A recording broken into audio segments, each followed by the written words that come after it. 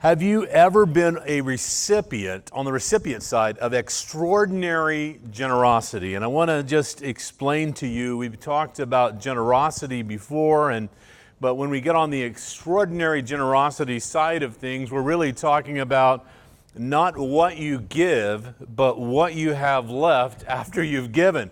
And so it doesn't really matter a lot of times if it's a huge amount or a small amount. It really is measured often on the end after the gift and what happens, what you have left. And I was listening to a podcast a couple of weeks ago and by Bill Hybels, and he shared this story, and it just rang true with me because I've had some situations like this. And he was getting into ministry, a young man, he's 20 years old, and he was invited to go to, by some of his friends, hey, there's a big conference that's taking place in Chicago, and for him that meant about a 150-mile trip from where he lived to get to Chicago to this church where the conference was being held. And so he makes the journey as a young man, just getting started in life. And when he arrives there, of course, it's just fantastic. The whole conference is a blessing to him from the worship time.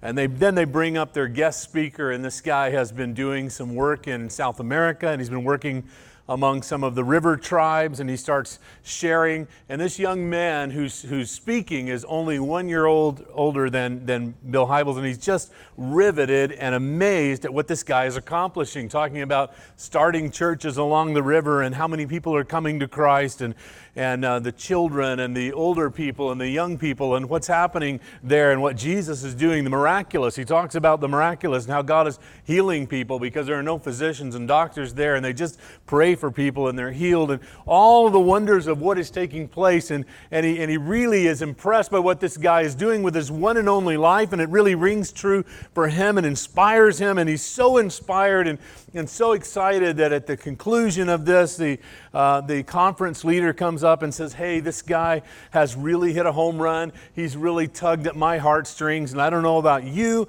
but I would like to receive an offering for this guy. Let's send him back with a real blessing, and let's help him make a real difference. I love it when people are doing something that is impacting the world, and this guy is impacting the world. Let's make a difference for him. And it's at that point that Bill Hybels reaches into his pocket, grabs his wallet, and realizes he's got a $20 bill. That's it, $20. And so he quickly starts doing the math in his head, and he thinks through. He says, when I got here, I filled up with gas, so I'm fine. I can make the trip back home, the 150-mile trip back home without having to stop for gas. But there is a toll. The Indiana Turnpike has a toll. I have to go that way, and it's a $1.05 toll, and I've got a 20. And so he's thinking through this, and he's beginning to rationalize a little bit, and he feels God kind of speak to him and say, go ahead and put it in. I got your back. And so he's thinking to himself, all right, God, if you've got my back, I don't know how it's going to happen, but I'll do it. And so the offering plate comes by. He throws that $20 bill in, and so the service concludes, says goodbye to friends, has coffee on them on the way out, and then he jumps in his vehicle and makes the drive all the way back. And it says as he gets closer to where this turnpike is and the toll is going to be due, that he really starts to get anxious, and he's starting to think through, what am I going to do? What am I going to say? How am I going to talk my way through this? And he says, what do they do to people who don't have money for toll? They go to jail? Do they pull them over? Do they call their dad? What happens? He's like, I've never experienced that before. And so he said by the time, he's a nervous wreck. By the time he drives up to the toll, he throws his hands up and he rolls the window down and he goes, I don't have any money. You can look in my car. You can look in my pockets. You can look in the trunk of my car. I don't have any money. And the toll person says, well, this is your lucky day. The person who just drove through a car before you paid extra and said, I want to pay for the person who's coming behind me. And he said, I drove through the toll and I got maybe a mile down the road where I could pull off. And he said, I pulled off in a little rest area and I bawled like a baby. And I thought, God, if you have my back like that, if you're going to take care of me, if we're in this together, then I want to do great things for you. I always want to be ready to risk and to do what you've called me to do. Because God, if it's like this, it's truly amazing, and I want to do what you've called me to do. In the story that we read today, a widow and her child are about to succumb to death because of a drought in the land, and there is no food and very little water. And she's made a decision to fix the last of the provisions, and that they would eat these, and then they would die. That would be the end of their life. And in the middle of that, something happens, but I want to push the pause button for just a second. And I want us to step away from the story, and I want us to understand that every time God calls us to extraordinary generosity, we stand in the shoes of this widow. Every time that God calls us to supernatural, extraordinary generosity, or the possibility of that, we are standing in her shoes. And the logic side of our brain is going to do exactly what the logic side of her brain did. What if this time when I give to God, he doesn't give back? What if I step out this time and I'm all alone and nobody catches me? What if heaven is busy and God really, didn't intend for me to be this generous, right? As Bill was thinking through, I should have gotten change for that $20 bill and given, everything but the $5. And all of us stand in those kind of shoes. What will happen if you give your last and there is no more? Now, the math on that for us is very logical, right? And so we think through that. If I give all that I have, then how am I getting anything else? And I want to say to you this morning that how you deal and grapple with the resupply issue from God is going to have everything to do with how you act in generosity. How you're grappling with the resupply issue will have everything to do with your response when God calls you to obey Him in generosity. Now back to the story from the Bible that we are examining today. A single mom who lived in a very difficult and a spiritually dark hour. It was not just difficult in the sense of the famine that was in the land, but the famine in the land was a physical reflection of the famine for God that was going on in the land. The people were living and pursuing false gods, two in particular that the king's wife had taken in and raised up a priesthood for, and she had chased all of the prophets, or as you and I might say to modern day, she chased all the pastors out. She sought to kill them, and many of them were hiding in caves and just having secret church and underground church because it was illegal to have church and to worship the real God. And so she was in the midst of this kind of circumstance where there was a famine both in the land for food and a famine for God. And when that happens, it seems it's even more challenging for us to step out in great faith, to have extraordinary generosity when that's happening. It's hard enough when things are going well and we have the promise of something maybe looming just ahead of us. But when we have no promise inside and we have no hope inside, no rain, and no one that we're going to be able to have come alongside us and encourage us as a Christian brother or sister and say, yeah, you're doing the right thing, it's even more challenging. And it says that as Elijah arrived at the gates of the village, he saw a widow gathering sticks, and he asked her, "Would you please bring me water in a cup?" And she was going to get it, and he called to her, "Bring me a bite of bread too." It is easy for us to give out of our abundance, but what generosity does is it stretches us beyond our capacity. True, extraordinary generosity, it stretches us beyond our capacity. It's easy for us to say, I want to give you something, and know that we have a replacement behind it. But when we're giving and we don't know where the supply is coming from, and we're going to need it, then it's very, very challenging. The scripture reads, "But she said, I swear by the Lord your God, that I don't have a single piece of bread in the house, and I have only a handful of flour in a jar and a little cooking oil in the bottom of a jug. I was just gathering a few sticks to cook this last meal, and then my son and I will die. If you're depending on your ability to resupply, you're not in good company. If you're depending on your efforts, your skill sets, your talents to resupply and to take care of all of your needs, I have lived life long enough to know that's bad company to be in. But if you can lean into God, if you can trust Him, if you can invite Him into your circumstances, if you can invite Him into your daily situations, your decision making, your finances, then you are in good company. God can provide and take care of you. Verse 13, but Elijah said to her, don't be afraid. How many of you remember we always said every time you see those words in the scripture, it's always too late? A big storm out on the sea, the disciples, and they're panicking, and Jesus gets up and says, don't be afraid. Too late! He says, don't be afraid. Go ahead and do just what you've said, but make a little bread for me first. And then use what's left to prepare a meal for yourself and for your son. For this is what the Lord, the God of Israel, says, there will always be flour and olive oil left in your container until the time when the Lord sends rain and the crops grow again. He's saying, don't be afraid to trust God.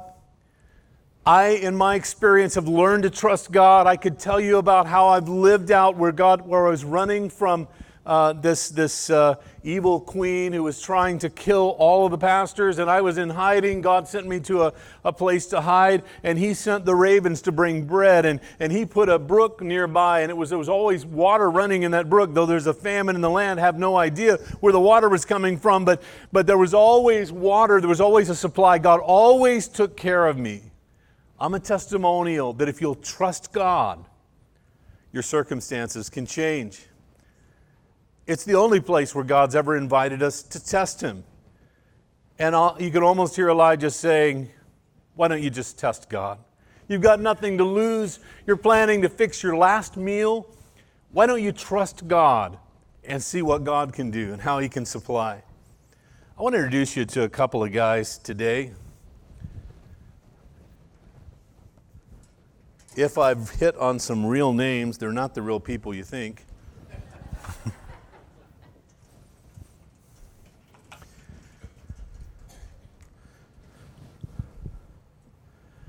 And I have a little disclaimer here at this point, and that is that when you read these, this will be the last legible things you will read.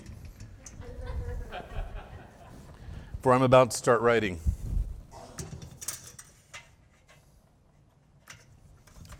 I want to introduce you to, I may have to move this so these guys over here on this side can see, to Cody and to Connor. Let's give them a hand.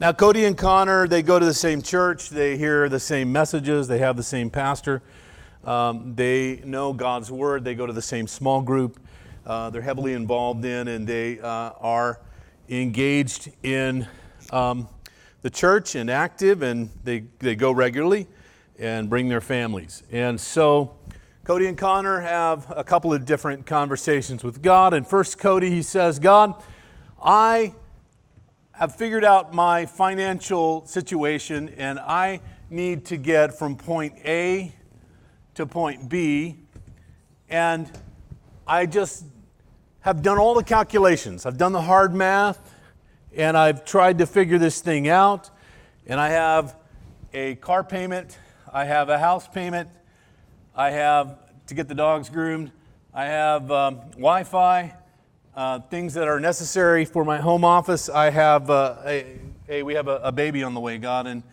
and so I've calculated all of this out. My electric bill, my cell phone, all of this stuff, and what I have figured out, God, is that it's going to take 100% of my income in order to get from point A to point B. Now, I know, God, what your word says, and I know what we've been challenged as we have gone to group and as we have gone to church, and I know what that's all about. But God, I've ran, this is hard math, and I have tried to, figure out where we might cut things, but basically, this is the bottom line. God, there's 100% that's needed for me to get from point A to point B. And so God, even though I know all about what you've said and stuff, I'm going to have to say that I'm out. It's just math, and that's the hard facts. Connor, again, goes to the same church. He has similar conversation with God. He says, God, I've got to get from point A here to point B. And I've run the math. And I have the same expenses here as Cody. We have a child on the way. We have car payments. We have a house payment. We have, bills, loans from school. And there are a lot of things that we really need to even save for retirement. So God, I've figured it out. And it's going to take 100% of what we make and what we bring home in order to meet those bills, in order for us to get from point A to point B. But God, I believe that if I do what you ask me to do, you will do what you said you would do. And so God, I'm willing to take a risk. I'm willing to step out in faith, and I'm going to do something that defies logic in a certain extent, and I'm going to live off of 90% of what I bring home, and I'm going to trust that you're going to help me to be able to give 10% and to do what you've called me to do and to engage in the work that you want me to engage in for the helping of ministry and the work of my church. And it's a real struggle, God, but I believe that you're going to come through. Each having the same conversation. God speaks into Connor's life, and he says, Connor, not only if you'll obey me, if you'll do what I've asked you to do, he said, not only will I help you get from point A to point B, but Connor, I'm going to show you something that you've probably never seen before, and that is I'm going to take you to point C. There is things that you haven't dreamed of that I'm going to show you. There are things that I'm going to open up to you that you can't possibly imagine or think of if you will do what I've asked you to do. Now, Cody and Connor have something else in common, and that is that each of them think the other one is an idiot. They are absolutely convinced that the other one is a complete idiot, that they don't know what they're talking about. And so to Connor, Cody would say something like, that's all good if that's what you want to do, but listen, don't come knocking on my door when it doesn't work out at the end of the month, okay? Because you are making a willful decision to shortchange your life and your income. And so, whatever you think or whatever you believe, just don't come knocking on my door when you're done. You're an idiot. And so Connor, he's thinking to himself, Cody, you're the idiot, man. I really feel sorry for you. There is no way that you're going to be able to take care of all of the needs that are going to arise in your life. The planned ones, the ones you can see, the ones that you've calculated out, you think you have a plan for, there are things that happen in life that are far beyond that. There are things that will hit your home and your life at particular times. Don't you want to invite God into your circumstances, into your daily decisions, and into the things that are going on in your life? Don't you want to engage Him and see what can happen when you've invited God to be a part of your everyday life and you're trusting an endless and limitless source to provide and to take care of your needs? Several years ago, when Michelle and I first came together, we got married, and we made the commitment to obey God and to follow God, we had to look and decide which kind of an idiot we wanted to be. And that really is where all of us are, right? What kind of an idiot do we really want to be? And we made a decision that we have never regretted our whole life. And that was that we're going to trust God. We're going to let Him lead and provide. And we have stories like Andre shared, many stories like that, where God has come in, where we have fallen short, where God has taken care of the supply because we have been obedient to Him. And He has never failed us. And He has never bailed out on us. And He's never been too busy for us. There's a single mom who lived 4,000 years ago that faced the decisions and hardships of a most difficult time. A famine in the land, a famine spiritually and physically in the land. She was poor. She had no hope. She was living in a time of despair, of drought, of very little water. We don't have time to go into a beautiful story of what happens down the line when Elijah, confronts the prophets of Baal, and he brings them up and says, let's both talk to our gods and see which God answers. And one of the things that Elijah did that's so beautiful about this is he tells the people, he said, before he prays to God, he says, I want you to go gather all the water that you have and dump it over the top of this altar. When I was younger, I used to think that was really cool that God started a wet altar on fire and it, it just consumed. I mean, it's hard, I had experienced it as a young man trying to burn an anthill, after a rain. It was really hard. And so what you discover is that, it's hard to light up something that's wet, but that wasn't the real lesson. The real lesson was God says, you're in a famine. You don't have very much water, but bring what's precious to you, extraordinary generosity, pour it over the top of this, and see what I'll do. That's right. Watch me show up. When you take what's most precious to you, and when you go back home and that jar that was the last of the water that you're going to use to cook meals, to drink, to take care of your basic needs in life is gone. Who's going to resupply you? Who's going to take care of you? And so she did as Elijah said, and she and Elijah and her family continued to eat for many days. There was always enough flour and olive oil left in the containers, just as the Lord had promised. Just as the Lord had promised. As an action step this week, and I want to invite our worship team to come back, as an action step this weekend, I want to ask if you will do something, if you will have a similar conversation as what Cody and Connor had, and you will just have that kind of conversation with God. I believe if you'll have that conversation with God, it can be life-changing for you and your family. But you need to remember, this is always between you and God. It's not between you and your pastor or you and the elders or you and the church council. This is between you and God. And likely no one but you and God is going to know what happens out of that conversation. What begins to take place. Because it's a private, it's an intimate conversation between you and God. But let me encourage you to have that conversation. Maybe you had it in the past, you feel okay where you're at. I encourage you this week, have that conversation again. God, I want to do what you called me to do, but I need to know what you want me to do. What are my expectations? And God, I need to get to a place where I trust that you have my back. That you're never too busy.